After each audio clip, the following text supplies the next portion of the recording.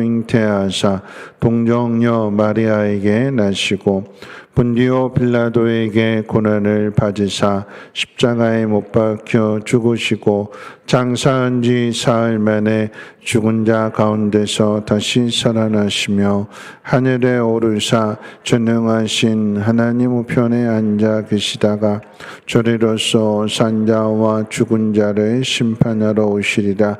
성령을 믿사오며 거룩한 공회와 성도가 서로 교통하는 것과 죄를 사하여 주시는 것과 몸이 다시 사는 것과 영원히 사는 것을 믿사옵나이다.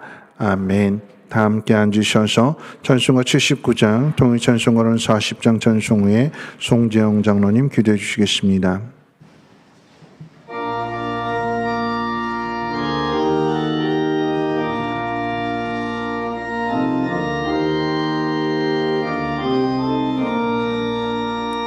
주 하나님 지으신 모든 세계 내 마음속에 그리워볼 때 하늘의 별 울려 퍼지는 데서 주님의 권능 우주에 찾네. 주님의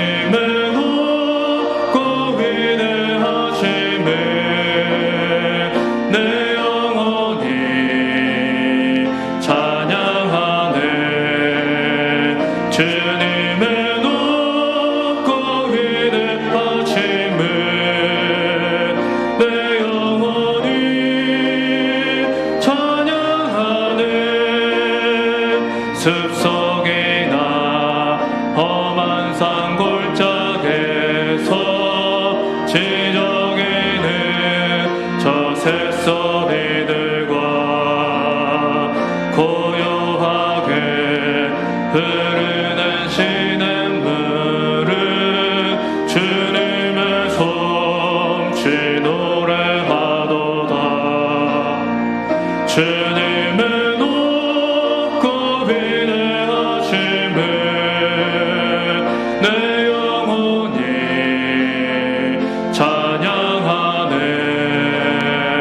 주님의 높고 위대하심을 내 영혼이 찬양하네. 주 하나님 독생자 아낌없이 우리를 위해 보내주셨네. 십자가에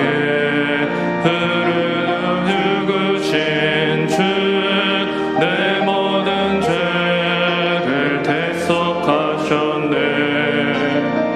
주님의 높고 위대하심을 내 영혼이 찬양하네. 주님의 높고 위대하심을 내 영혼이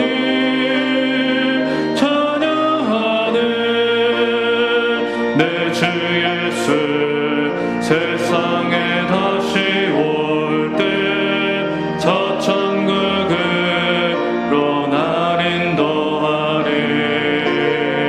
나 겸손히 엎드려 경배하며 영원히 주를 찬양하리라.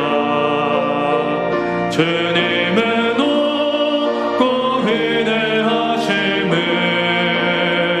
내 영혼이 찬양하네. 주님의 높고 위대하심을 내 영혼이 찬양하네.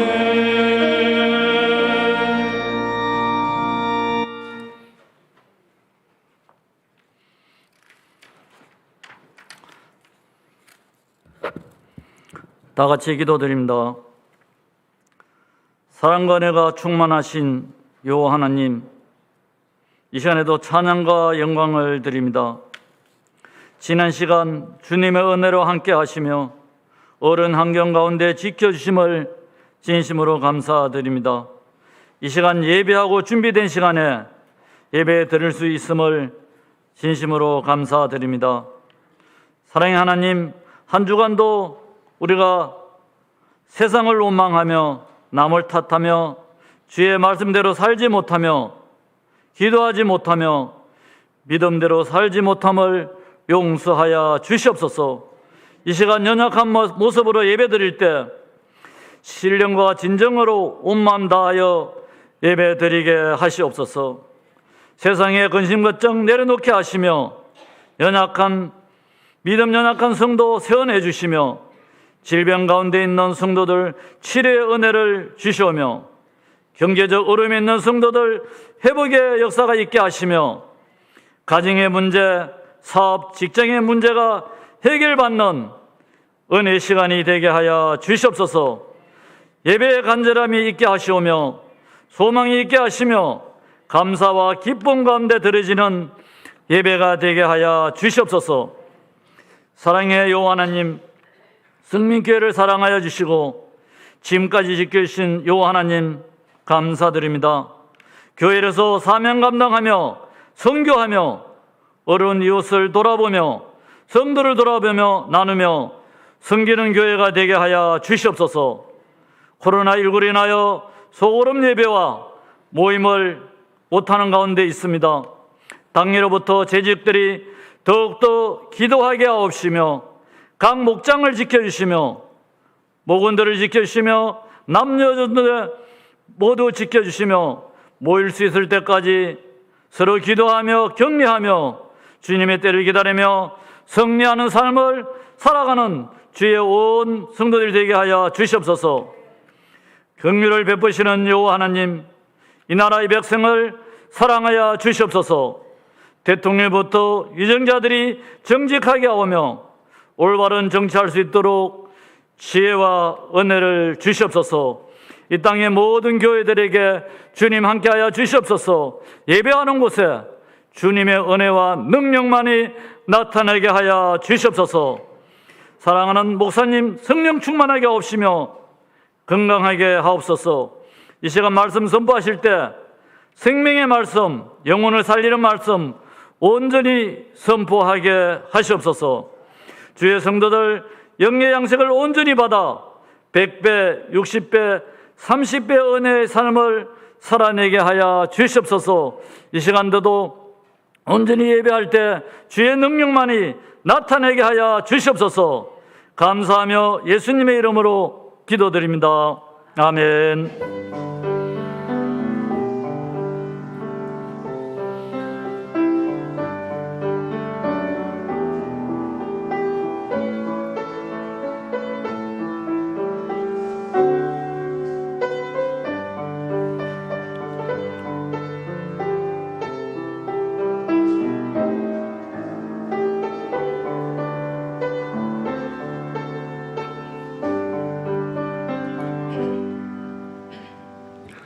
교회 소식은 주부를 참고해 주시고요. 거리두기 4단계가 오늘부터 시작해서 또다시 한 달 동안 10월 3일까지 연장되었다고 합니다.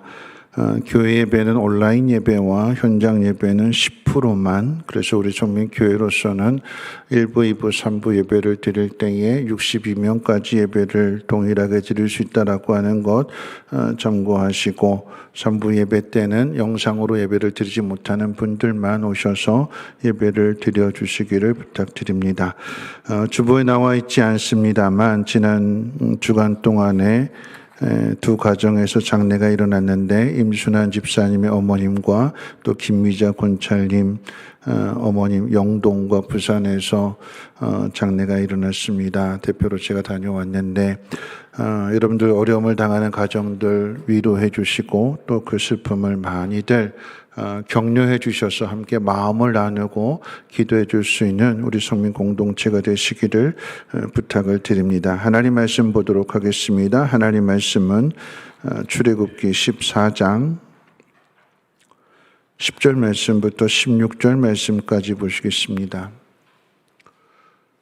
하나님 말씀은 출애굽기 14장 10절로 16절까지 제가 봉독합니다. 제가 가진 성경으로 구약 성경 103페이지 출애굽기 14장 10절로 16절까지를 제가 읽겠습니다. 바로가 가까이 올 때에 이스라엘 자손이 눈을 들어본 즉 애굽 사람들이 자기들 뒤에 이른지라. 이스라엘 자손이 심히 두려워하여 여호와께 부르짖고 그들이 또 모세에게 이르되 애굽에 매장지가 없어서 당신이 우리를 이끌어내어 이 광야에서 죽게 하느냐. 어찌하여 당신이 우리를 애굽에서 이끌어내어 우리에게 이같이 하느냐. 우리가 애굽에서 당신에게 이른 말이 이것이 아니냐. 이르기를 우리를 내버려 두라. 우리가 애굽 사람을 섬길 것이라 하지 아니하더냐. 애굽 사람을 섬기는 것이 광야에서 죽는 것보다 낫겠노라. 모세가 백성에게 이르되 너희는 두려워하지 말고 가만히 서서 여호와께서 오늘 너희를 위하여 행하시는 구원을 보라. 너희가 오늘 본 애굽 사람을 영원히 다시 보지 아니하리라. 여호와께서 너희를 위하여 싸우시리니 너희는 가만히 있을지니라. 여호와께서 모세에게 이르시되 너는 어찌하여 내게 부르짖느냐. 이스라엘 자손에게 명령하여 앞으로 나아가게 하고 지팡이를 들고 손을 바다 위로 내밀어 그것이 갈라지게 하라. 이스라엘 자손이 바다 가운데에서 마른 땅으로 행하리라. 아멘. 임마누엘 찬양대원의 찬양 읽겠습니다.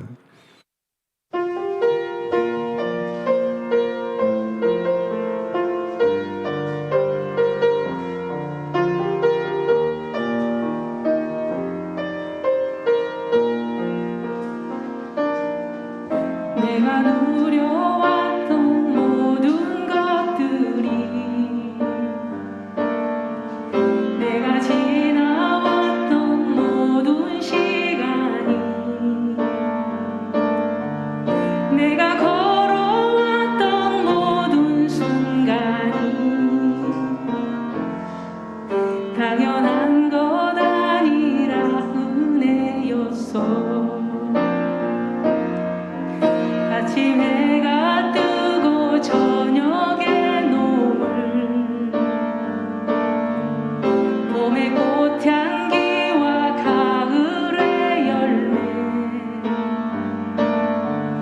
변하는 계절의 모든 순간이 당연한 것 아니라 은혜였소. 모든 것이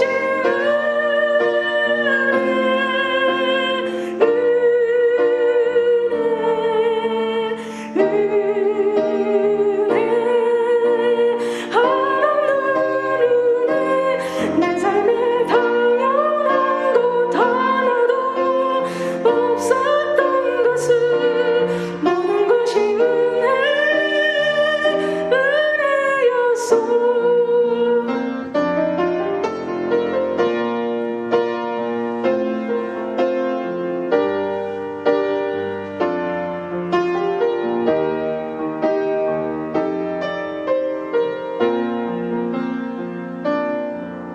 내가 이 땅에 태어나 사는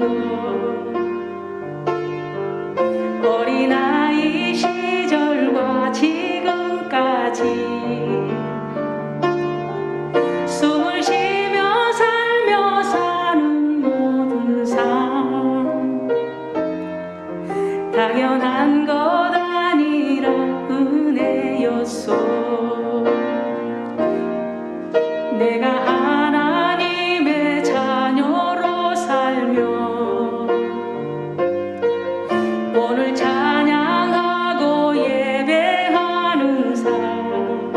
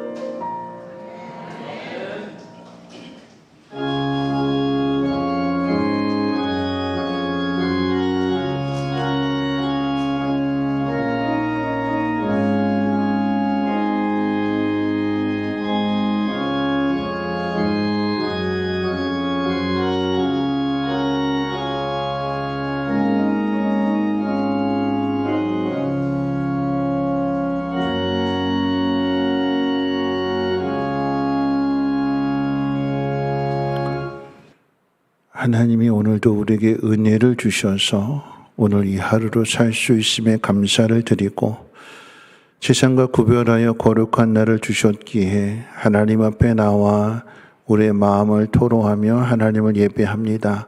우리의 마음을 어루만져 주시고 상한 마음 또 상처받은 마음 하나님 깨끗하게 치료해 주시고 온전케 하사 하나님 행하신 일들을 믿음의 눈으로 바라보게 하시고 말씀으로 힘을 얻게 하옵소서. 오늘도 감사한 마음으로 드린 이 예물이 헛되이 쓰여지지 않게 하시고 하나님의 거룩한 일들 가운데 귀하게 쓰여짐으로 인하여 많은 사람들이 위로받게 하시고 하나님의 영광을 볼 수 있는 거룩한 예물 되게 하옵소서. 오늘도 하나님 말씀을 듣습니다. 깨달아지며 결단하며 믿음의 길을 갈 수 있도록 우리의 심령을 새롭게 해 주옵소서. 우리 구주 예수님의 이름으로 기도하옵나이다. 아멘.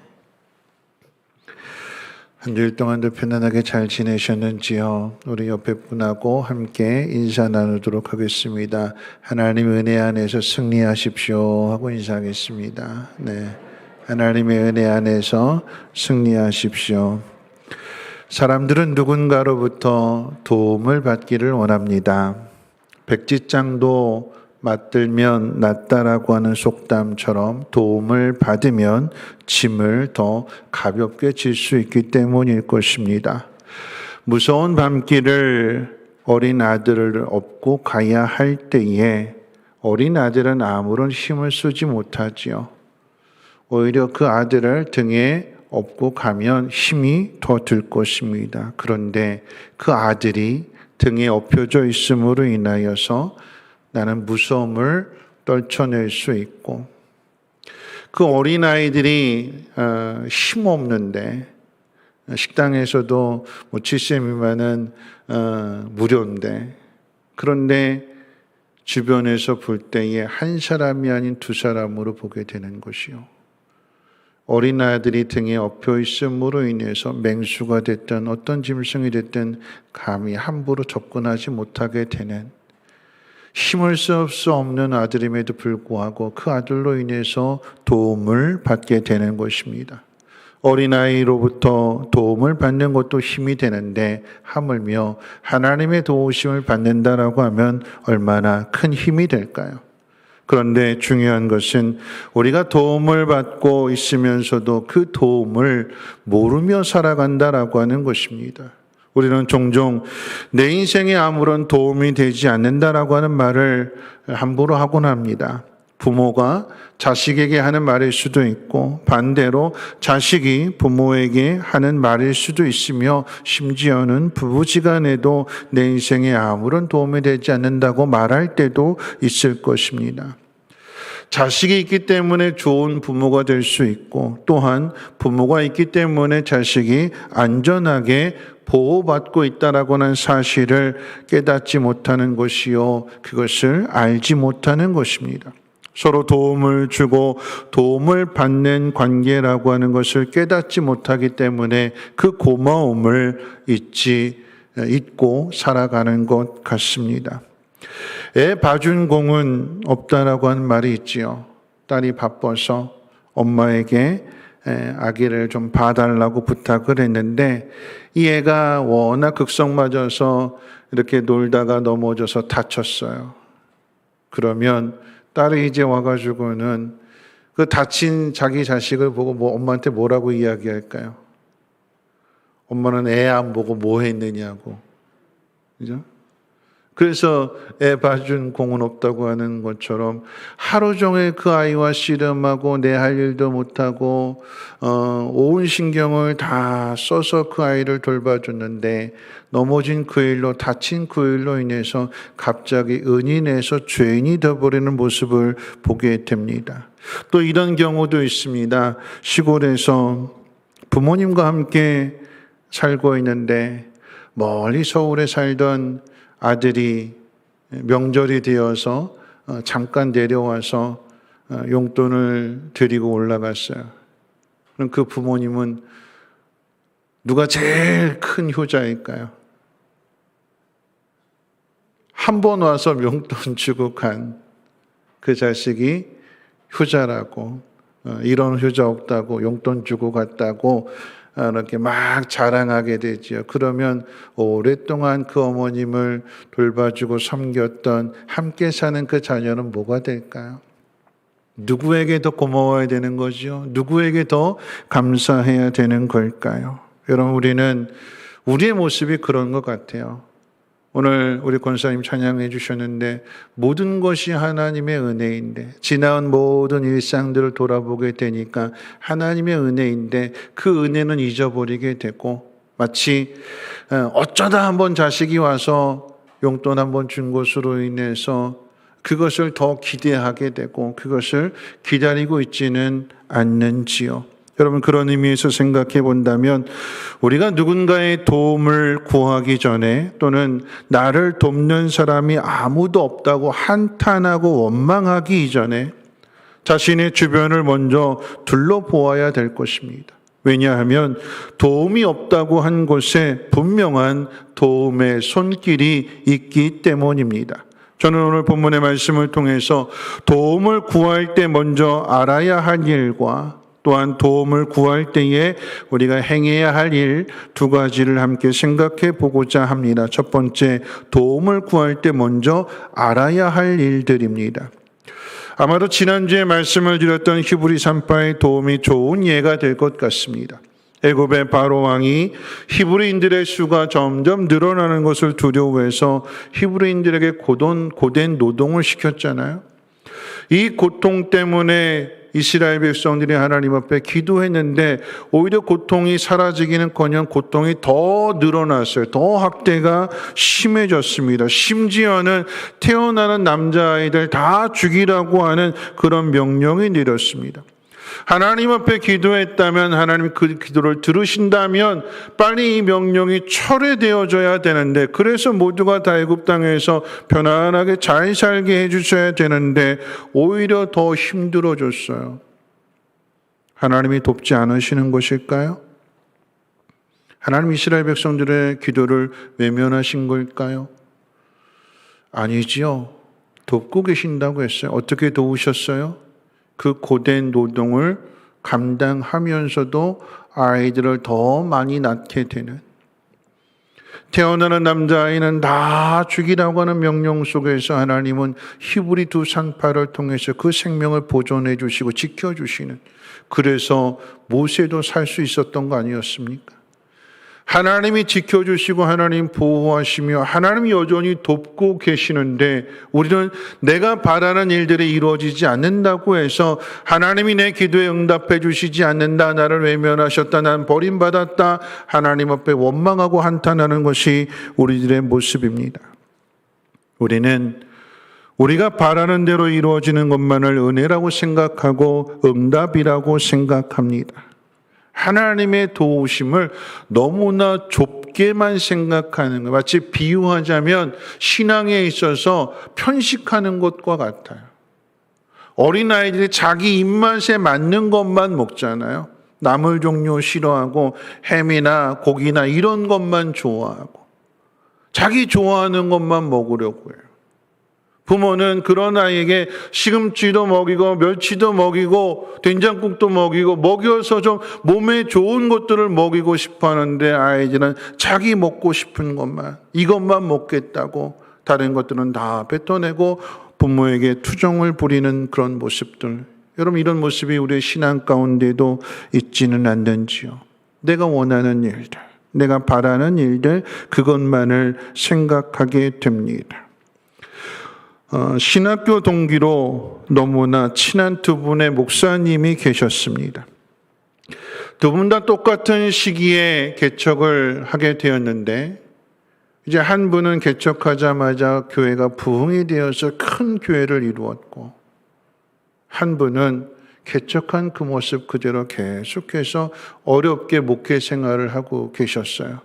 월세도 내지 못할 정도로. 그래서 월세가 계속해서 밀리게 되고, 주인으로부터 빨리 월세를 내지 않으면 교회를 비워달라고 하는, 건물을 비워달라고 하는 그런 이야기를 듣고는 이 절친을 찾아가서 큰 교회 목사님이니까 좀 도와달라고 부탁을 했어요. 그랬더니 이 큰 교회 목사님이 절친인데 뭐라고 이야기하는 거면 나한테 부탁하지 말고 기도하십시오. 이렇게 말하는 거예요.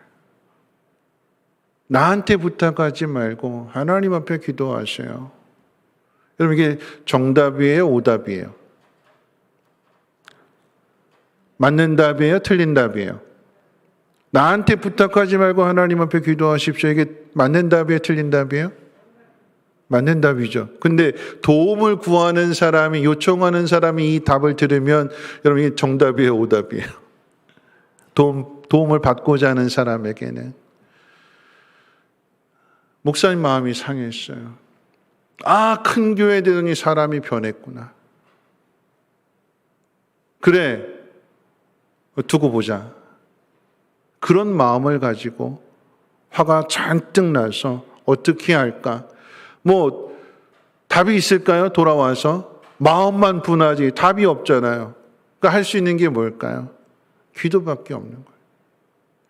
그나마 절친 목사님이 있어서 도와줄 것을 기대했는데 그 도움의 손길을 거절당하게 되니까 이젠 정말 의지할 게 아무것도 없어요. 정말 절박한 심정으로 하나님 앞에 기도하기를 시작했더니 하나님이 한 사람씩 보내주셔서 마침내 빈자리가 채워지게 되고 교회가 안정권에 들어서게 되었을 때 비로소 이 절친의 목사님의 마음이 이해가 되더래요.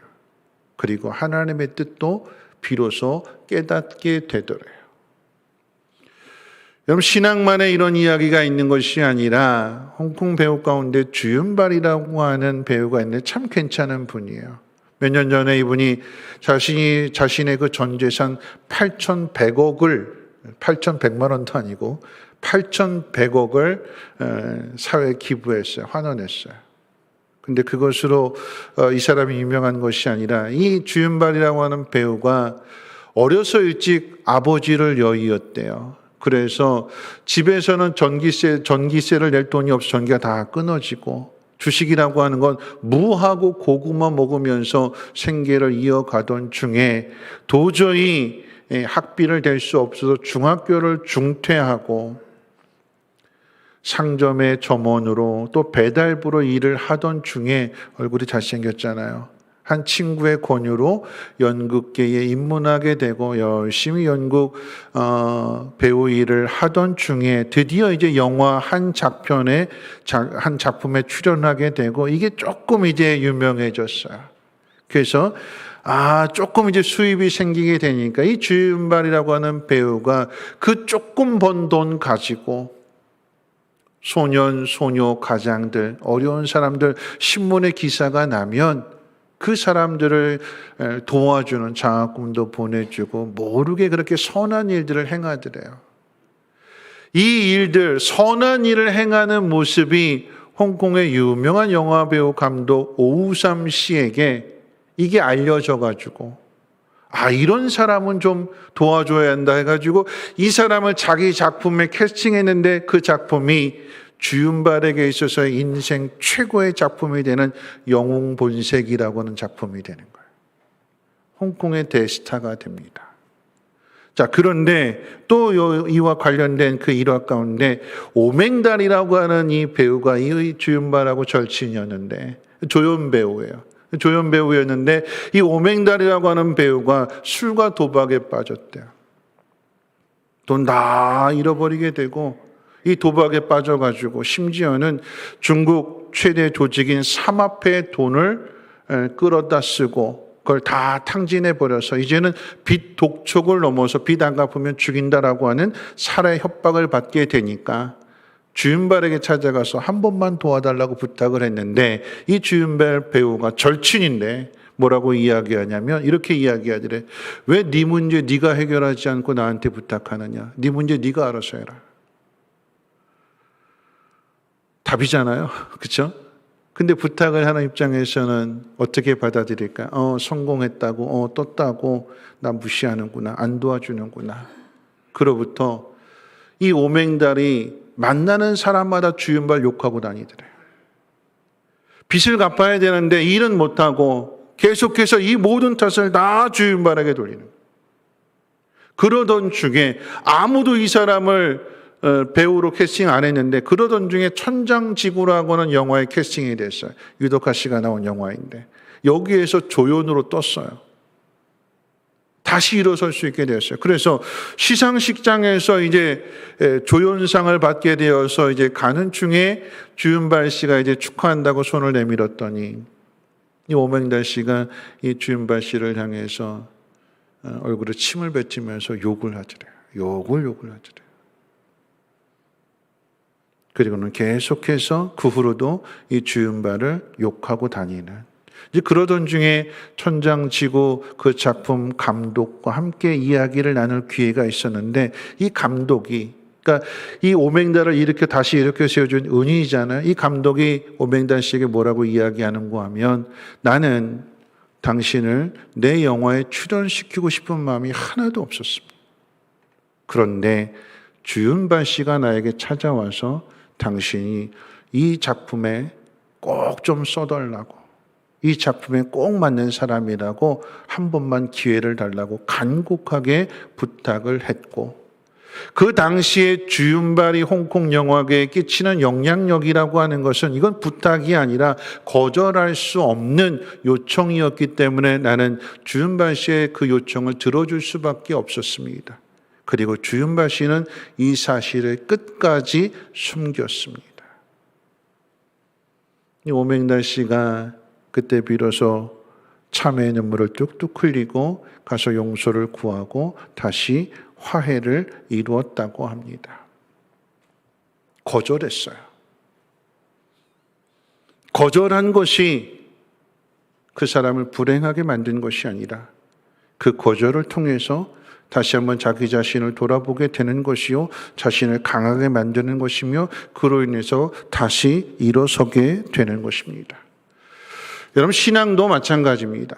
우리가 하나님 앞에 기도하게 될 때에 하나님께서 들어주시는 것도 많지만 안 들어주시는 것도 있어요. 거절하시는 것도 있습니다.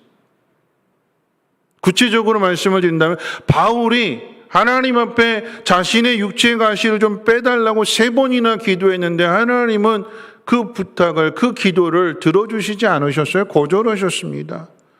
난 너에게 준 게 족하다. 무슨 의미일까요? 다른 사람은 건강해야 일한다고 하지만 너는 아픈 몸 가지고도 얼마든지 할 수 있어. 그 아픈 몸을 가지고 하나님 맡기신 사명을 감당하게 될 때에 그 바울이 누구보다도 강한 사람이 되는 것이요, 그런 삶을 살아가면서 하나님 앞에 원망하고 불평하는 것이 아니라 오히려 감사하고 오히려 만족하는 사람이 되는 거 아니겠습니까? 성경이 가르쳐 주잖아요. 바울만 그럴까요? 모세도 그렇잖아요. 모세가 하나님 앞에 3번이나 똑같이 기도했어요. 뭐라고 기도했을까요? 하나님, 나 좀 가나안 땅에 좀 들어가게 해주세요.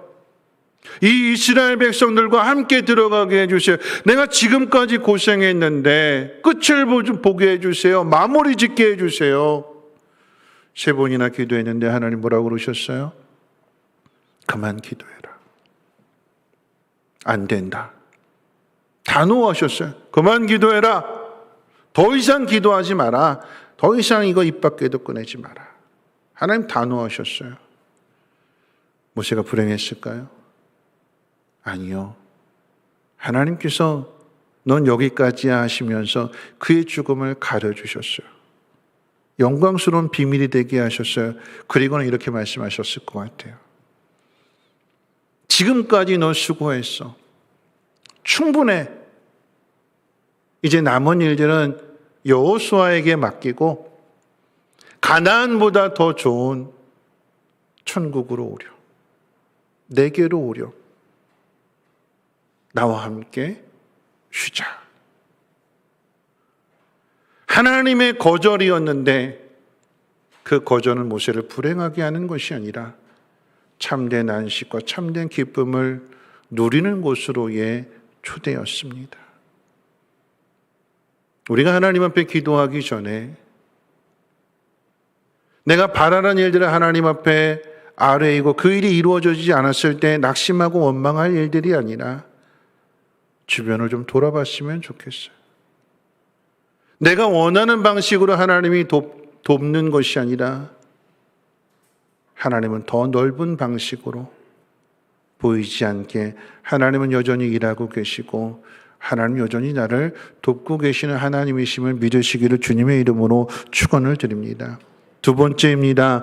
도움을 구할 때 우리가 해야 할 일들을 한번 생각해 봅니다. 오늘 본문에 보면 이스라엘 백성이 홍해 바다 앞에 이르게 되지요. 뒤에는 애굽 군대가 추격해 오고 있는 상황 속에서 앞에는 도망갈 길도 숨을 길도 없는 홍해 바다입니다. 도망갈 길이 없는 곳에서 막다른 골목이잖아요. 그곳에 갇혀서 죽음의 위협을 받게 되자 이스라엘 백성은 모세를 원망하고 하나님 원망합니다. 애굽에서 10가지 재앙을 통해서 이스라엘 백성들을 건져내신 것 자체가 기적이요 하나님의 은혜요 하나님의 능력인데 그 사실을 깨닫지 못하고 그 사실을 하나님의 은혜를 다 잊어먹었어요. 이스라엘의 문제가 무엇인지를 오늘 본문 앞에 있는 14장 앞에 있는 13장 21절 22절에서 이렇게 가르쳐주고 있습니다. 우리 같이 한번 읽어볼까요? 13장 21절 22절 말씀입니다. 시작. 여호와께서 그들 앞에서 가시며 낮에는 구름 기둥으로 그들의 길을 인도하시고 밤에는 불 기둥을 그들에게 비추사 낮이나 밤이나 진행하게 하시니 낮에는 구름 기둥 밤에는 불 기둥이 백성 앞에서 떠나지 아니하니라. 낮에는 구름 기둥, 밤에는 불 기둥이 떠나지 않았대요. 하나님이 이스라엘 백성들을 애굽에서 건져내실 뿐만 아니라 그 길을 인도하실 때 구름 기둥으로 함께 하시고 불 기둥으로 함께 하시며 떠나지 않고 계시는데 그 사실을 구름 기둥, 불 기둥을 통해서 그것을 보지 못하는 거예요. 깨닫지 못하는 거예요.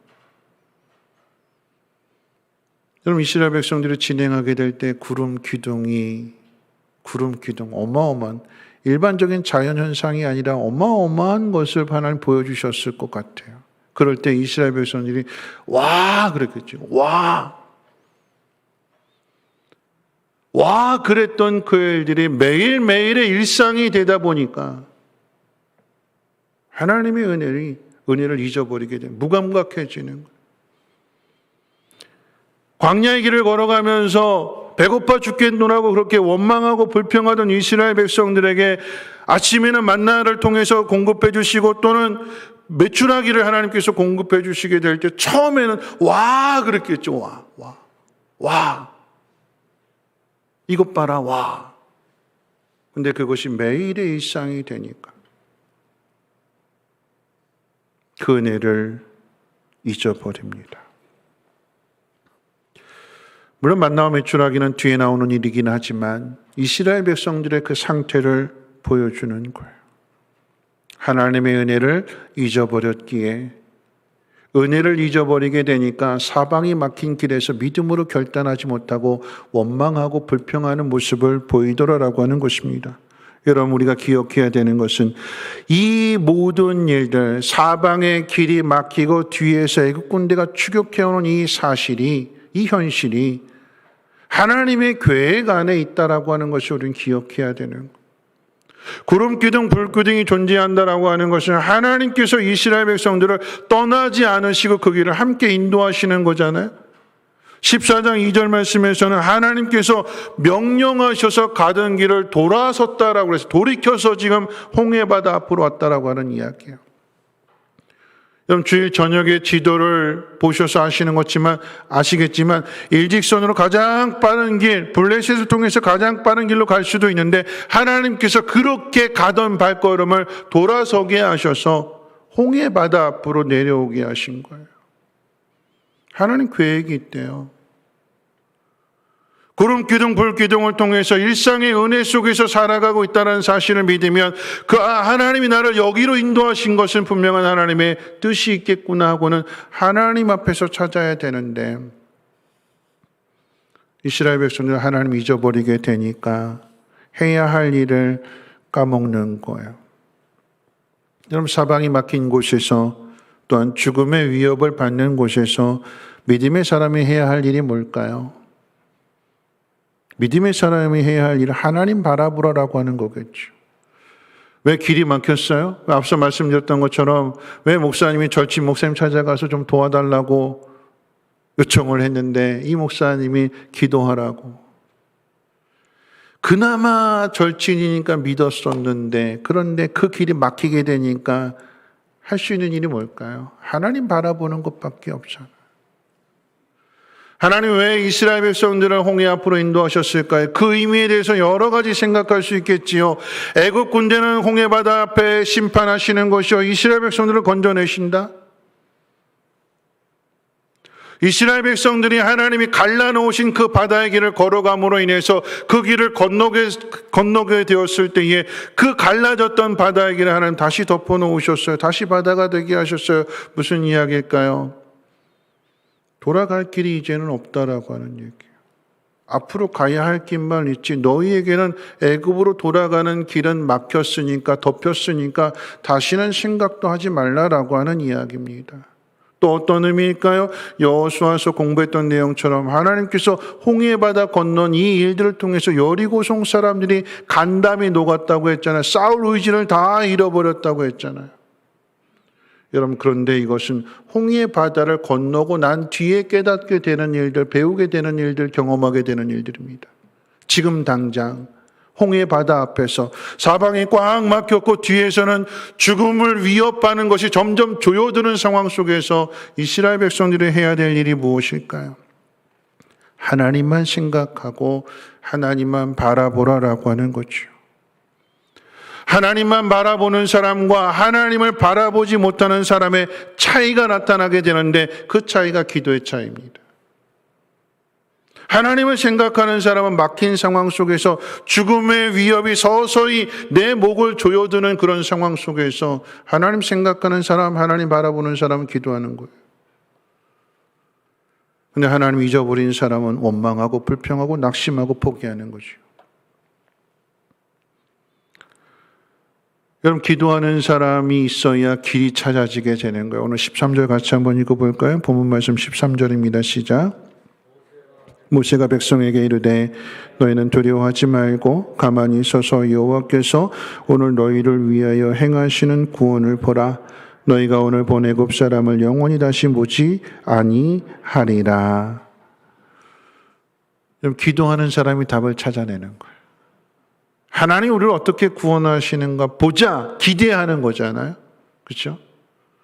그런데 중요한 것은 사방이 막히게 되면 여러분 사방이 막힌 일을 경험하게 됐을 때 여러분이 지금 이런 상황이라고 생각한다면 여러분 이 속에서 기도가 나올까요? 사방이 막혔을 때, 답답할 때, 속상할 때 기도가 나와요? 쉽게? 기도가 안 나오죠. 사방이 막히면 기도도 막혀요. 근데 왜 기도가 막힐까요? 하나님이 함께 하시는 그 일상의 은혜들을, 하루하루의 은혜, 날마다 주어지는 그 은혜를 잊고 살아가게 되니까 사방에 막히게 되면 기도도 막히게 되는 거예요. 그러니까 사방이 막혔을 때 우리가 해야 될 일은 빨리 기도를 터야 되는데 어떻게 기도를 틀 수 있을까요? 하나님의 은혜를 자꾸 다시 생각해 보는 거예요. 하나님의 은혜를 찾아내는 거예요. 아, 이게 하나님의 은혜였구나. 여기까지 인도하신 것이 하나님의 은혜였구나. 그냥 온 것이 아니라, 이 자리까지 온 것이 그냥 온 것이 아니라, 내가 온 것이 아니라 하나님이 나를 인도하셨구나. 이 자리에 서게 하셨구나. 그러면 하나님께서 어떤 일을 행하실까? 모세처럼 기대하는 마음, 어떤 능력을 나타내실까? 어떤 길을 보여주실까? 어떤 방법으로 이 문제를 해결해 주실까? 여러분, 은혜를 기억하는 사람, 하나님 말씀을 기억하는 사람은 기도 속에서 이것을 찾아내는 거예요. 그냥 온 것이 아니라 하나님의 은혜로 왔고 하나님의 뜻 가운데 왔기 때문에 내가 바라는 것을 고집하지 않고 그 속에서 하나님 편에서부터 다시 생각을 시작하는 거예요. 여러분 기억하십시오. 기도해야 길을 찾을 수 있습니다. 따라서 하겠습니다. 기도해야 길을 찾습니다. 기도해야지 길을 찾아요. 그런데 이스라엘 백성들과 모세의 차이가 기도에만 있는 것이 아니라 하나님과 모세의 차이도 오늘 본문을 통해서 우리에게 가르쳐주고 있습니다. 이스라엘 백성들의 믿음의 수준과 모세의 믿음의 수준이 기도를 통해서 나타났잖아요. 그런데 기도하는 모세와 하나님 사이의 차이를 오늘 본문이 또 한 번 가르쳐주고 있어요. 그 말씀이 15절 16절 말씀인데 우리 같이 한번 읽어볼까요? 15절 16절입니다. 시작. 모세에게 이르시되 너는 어찌하여 내게 부르짖느냐? 이스라엘 자손에게 명령하여 앞으로 나아가게 하고 지팡이를 들고 손을 바다 위로 내밀어 그것이 갈라지게 하라. 이스라엘 자손이 바다 가운데에서 마른 땅으로 행하리라.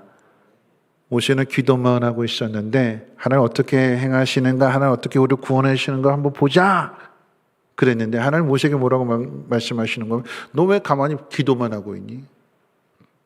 넌 왜 부르짖기만 하고 있니? 네 손에 들고 있는 게 뭐니? 너 애굽에서 무엇으로 기적을 나타냈니?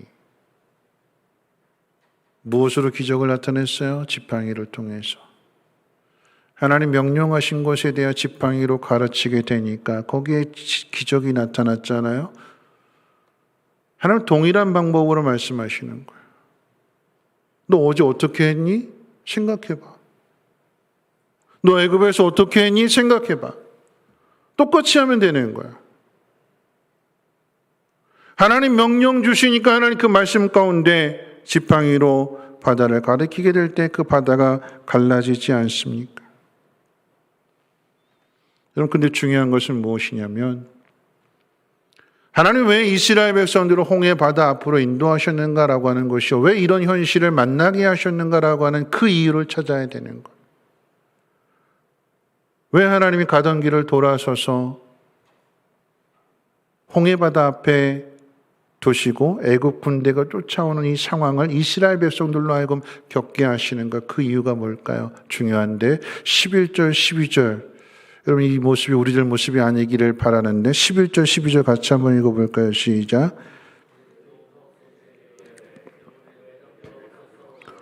당신이 우리를 이끌어내어 이 광야에서 죽게 하느냐? 어찌하여 당신이 우리를 애굽에서 이끌어내어 우리에게 이같이 하느냐?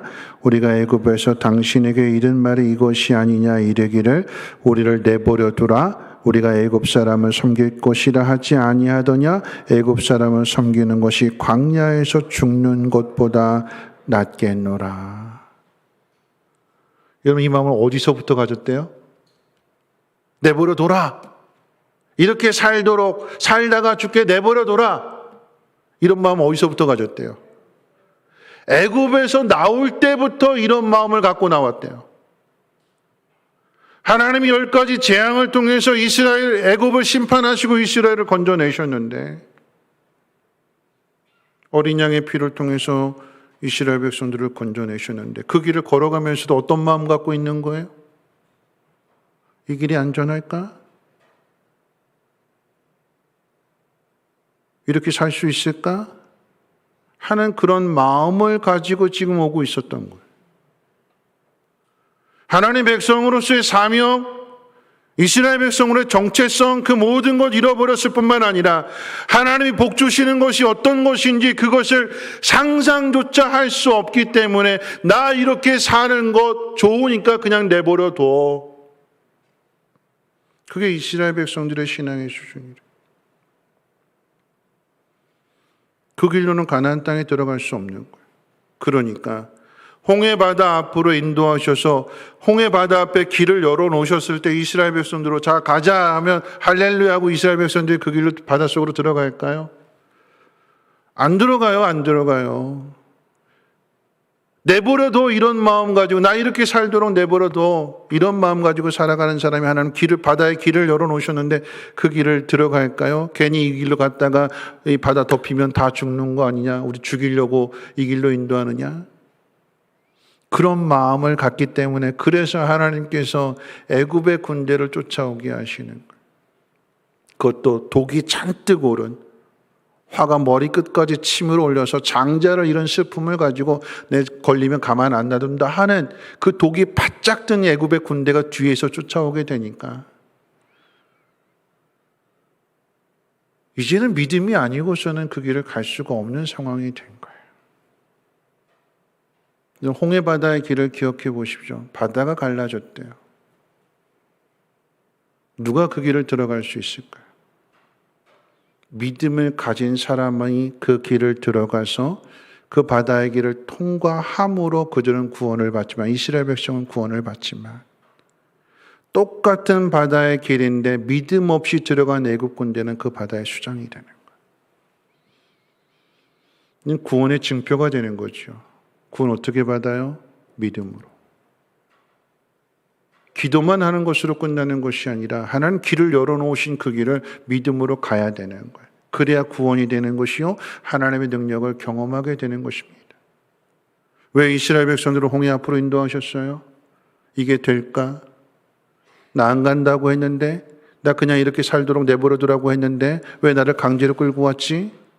이런 사람들에게 다시 돌아갈 그 길을 하나님 막으시고, 애굽의 바로 왕 밑에서 그렇게 종살이하는 게 그래도 그나마 낫다, 사는 게 더 낫다라고 하는 사람들의 그 수준을 하나님의 백성으로 끌어올리시기 위하여서, 그래서 홍해 앞으로 인도하신 거예요.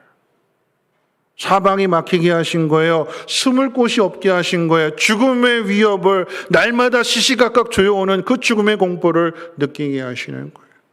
뭐 하라고요? 기도해서 길을 찾고, 길을 찾았으면 믿음으로 들어가라고요. 들어가야 돼요. 그래야 하나님이 안전하게 그 길을 지켜주시고, 그토록 두려워하던 애굽 군대를 하나님이 심판하시는 그 놀라운 능력을 하나님이 보여주시고 나타내 주시는 것입니다. 우리가 가야 할 그 길에 이와 같은 어려움들을 만날 수 있을 것입니다. 우리는 그 속에서 하나님의 마음을, 하나님의 계획을 깨달아야 될 것입니다. 하나님이 우리를 홍해바다의 상황으로 인도하시는 이유가 무엇입니까?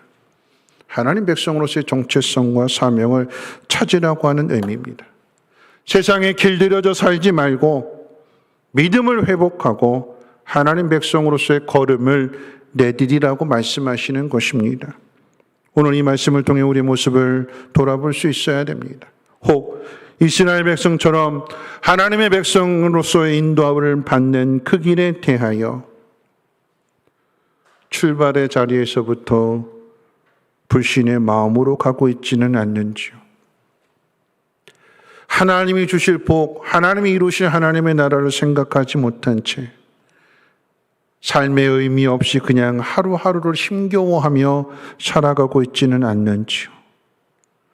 하나님의 은혜를 잊어버리고 사방이 막힌 곳에서 기도도 막혀서 그저 원망과 불평으로 탄식하며 하루하루를 보내고 있지는 않는지요.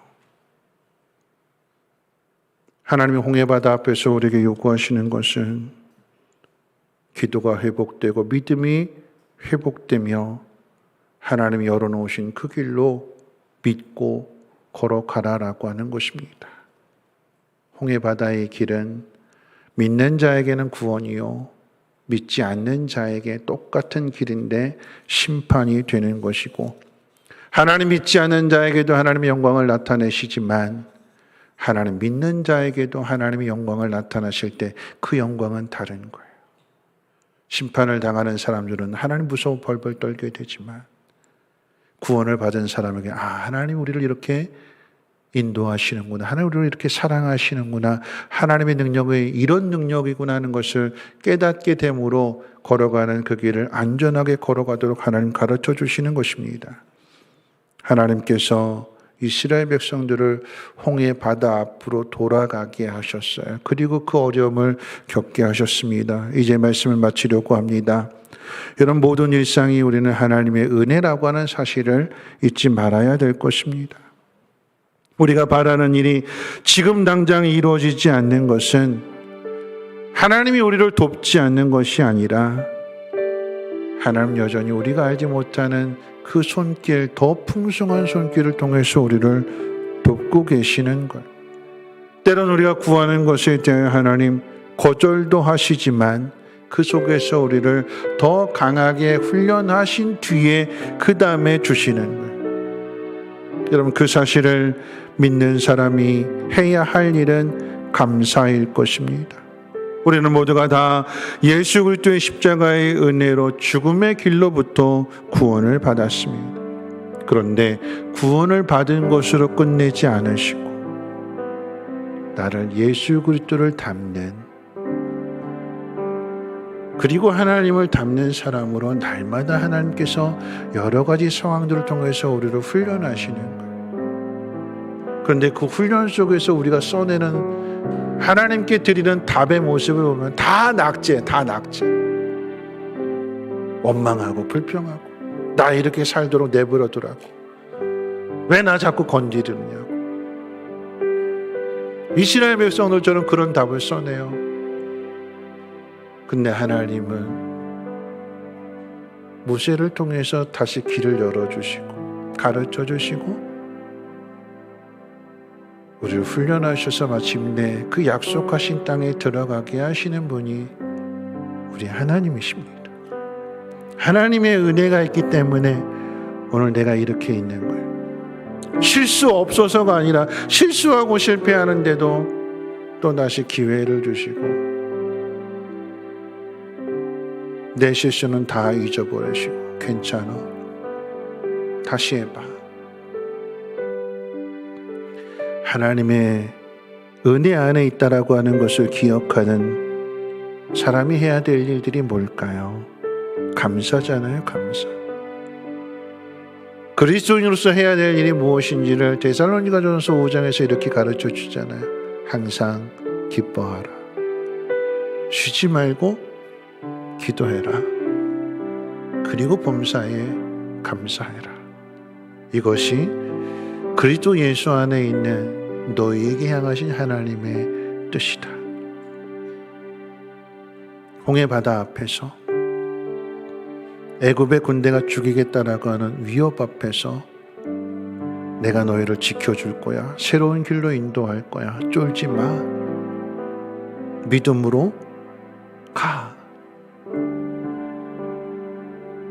누가 이 길을 걸어갈 수 있을까요? 매일매일의 일상 속에서 구름기둥과 불기둥을 볼 수 있는 사람, 매일매일의 일상 속에서 하나님의 말씀을 듣고 있는 사람, 그 사람이 기도할 것이요 길을 찾아낼 것이며 하나님 그 길을 걸어가라고. 그 길은 오직 믿음으로만 갈 수 있고 믿음을 가진 사람이 구원을 얻습니다. 오늘 저와 여러분들이 이 하나님의 놀라운 구원을 경험하시기를 주님의 이름으로 축원을 드리고 함께 일어나셔서 내게 허락하신 시련을 통해 함께 찬양하도록 하겠습니다.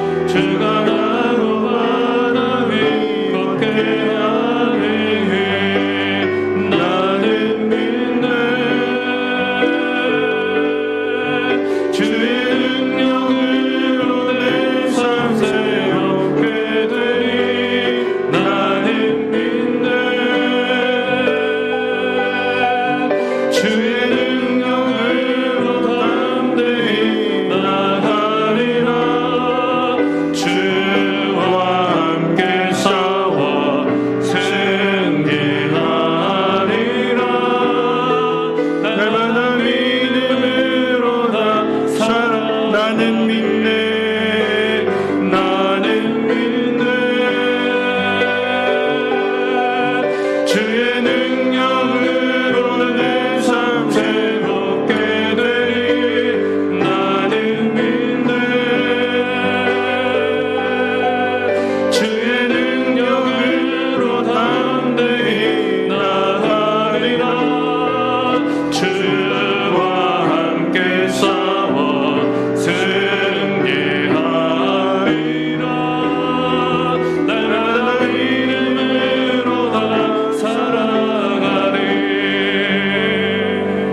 말씀 생각하면서 우리 함께 기도하기를 원하는데요.